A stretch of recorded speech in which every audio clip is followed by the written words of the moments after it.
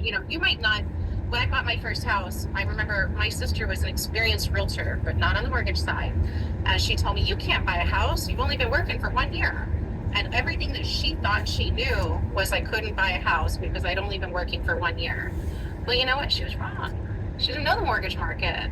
So, I did buy a house. I bought a house my very first year that I had a job, so, I had a great mortgage person that helped me.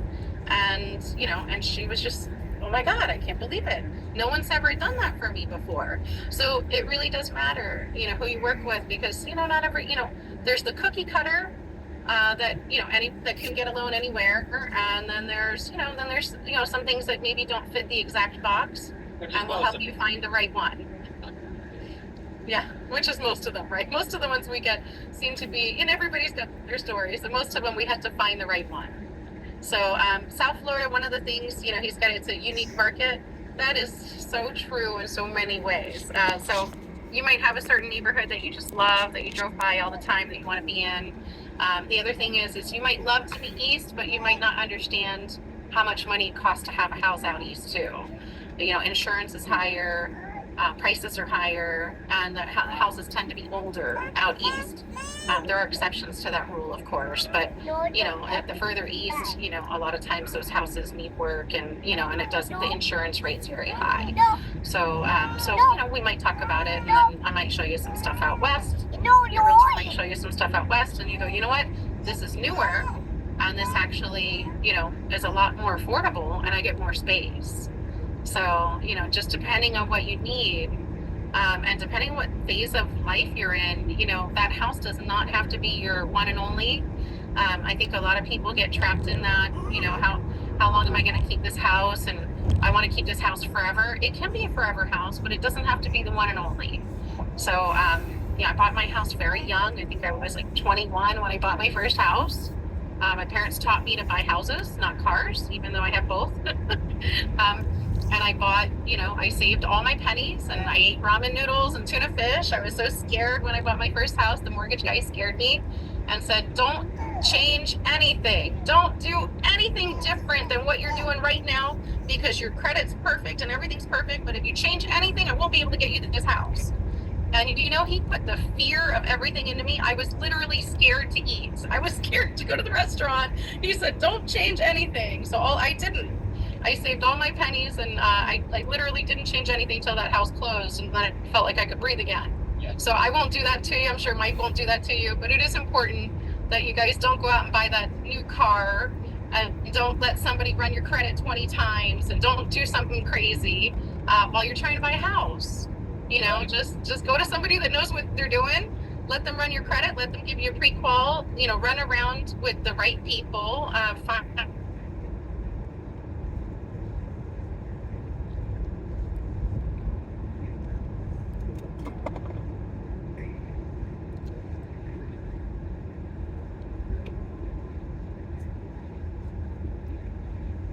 That down payment assistance money is going to be there tomorrow. We almost lost it completely. Everybody's seen it on the news. They saw that, even if I don't want to get into politics, but everybody that's even breezed through the news, or if you haven't watched it, because I try to stay away from it, to be honest. But you can't stay away from it these days. It's everywhere.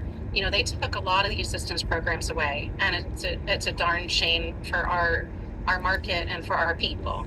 And I'm so grateful that we got another round, and we're grateful to be here for you, to help you. And I can't tell you, how important it is to take advantage of the programs that are here now, while they're here, because I can't promise they'll be here tomorrow. And that's not a sales pitch. That's real. That's real. So a good friend of mine came to me in 2018 and said, hey Mike, I'd love to buy a house right now. I'm really thinking about it. I got my job, my finances together, but I just think the houses are too expensive right now. I'm going to wait till they come down in price in 2019. So they haven't come down. They've only gone up, right? Some of them doubled. Right. Yeah. So then in 2019, he said, it went the wrong way. I'm going to wait till 2020. And he had a $500,000 budget, which unfortunately he works for the government, so many of you government employees are out there do know that it's very, very hard to get a pay increase. And most of us 5 years ago that work for the government are making close to what we were 5 years ago, right? It's a never-ending process, unfortunately. So in 2020, his budget was still 500,000, and he told me the next year, they're going to come down next year. Well, then 2021 happened, and then 2022 happened, and then 2023, 2024, and now here we are in 2025. And what he could have purchased in 2018 for 500,000, and what he could have purchased now for in 2025 for 500,000 looks entirely different, right? Yeah. So the moral of the story is, folks, if you're out there, don't procrastinate. Like Linda said, these programs are out here now, right? They're available now. The prices, no matter what anybody says about the real estate market, our prices in the real estate market in Florida, and what makes us so unique, like Las Vegas and New York and California, in similar scenarios, is home value is based off of availability, right? So what do you have in Florida? You have homes that go on sale, right, for 30 days, 26 days, and then they're gone. They grab them up and they're gone. Why? You have people from the Northeast that are moving. You have people that are sick of California. You guys all know what's going on over there. You have people mass exiting from California and the Midwest to come to Florida. So that all equals property that doesn't sit on the market for a long time. So because of that, you're never really going to see the market crash. What happened in 08, 09, 010 is certainly possible. It can certainly happen again.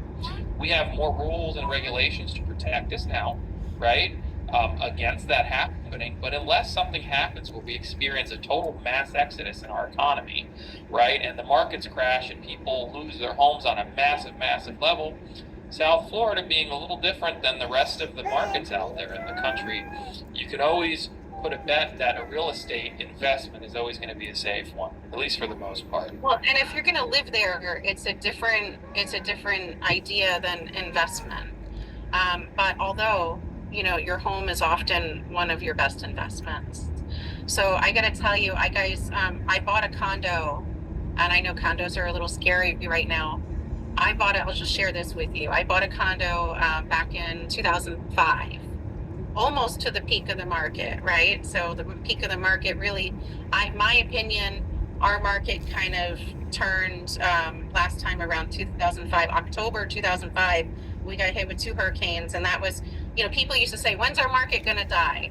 And I said, the market dies when the weather changes, and then our weather changed, so that was literally what happened. We had 2 hurricanes back to back, and then our market started to drop off. Do you know I kept that condo? And yeah, it went down, but I never sold it.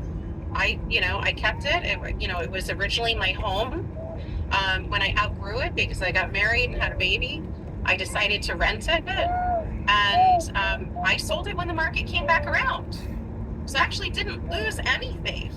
As the market came back around, I sold it for much more than what I bought it for back in 2005.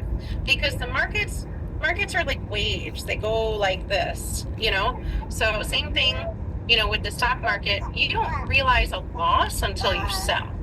So if, somebody says, I'm worried about the market, what if it goes down? Well, what if it does go down? You still needed somewhere to live, right? And every month you're paying rent. Every single month you're paying rent. So what happened to that money? That money's gone. You paid rent and it's gone. You didn't get to write it off. You didn't get to do anything. It didn't pay down principal.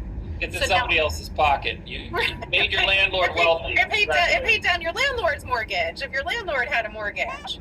So, you have living expense. I mean, one of the things, everybody has to realize, you have a living expense wherever you are. It costs something to live.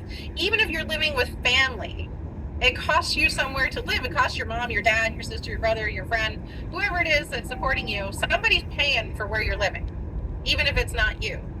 So, and a lot of times, look, Mike and I did one for some people. They had 3 people. None of them could afford for a house on their own. So all 3 of them went together, bought a house together because they were roommates. And they go, why don't we buy a house together? And guess what? That house is more than doubled now.